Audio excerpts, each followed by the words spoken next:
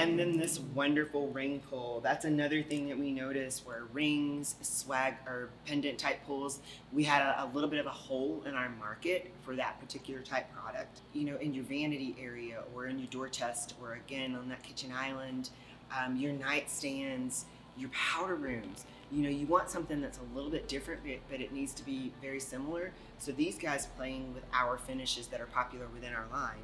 This was a piece that we developed, I want to say it was around 2007 for a furniture company, well-known furniture company.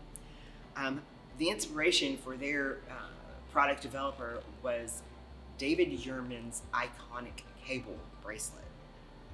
Sounds easy, right? However, in manufacturing, you've got to come up with a machine that can extrude, twist, and curve at the same time.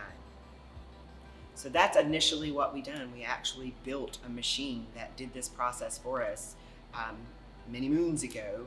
What we did was we relaunched this a couple of years ago, maybe 4 or 5 years ago, and we put it into a zinc die cast. So what we were able to do was make it more manufacturable and consistent versus the twisting process. It also made it a lot more of a cost-effective piece than David Yurman piece of jewelry. But what you do have is this sinuous curve, twist, and extrusion lines.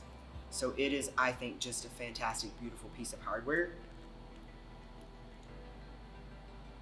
The other thing that we do, you know, there's locators. So if you ever notice on some people have ring pulls and they're cockeyed or they're sitting in different ways, you know, we have something that keeps that from happening.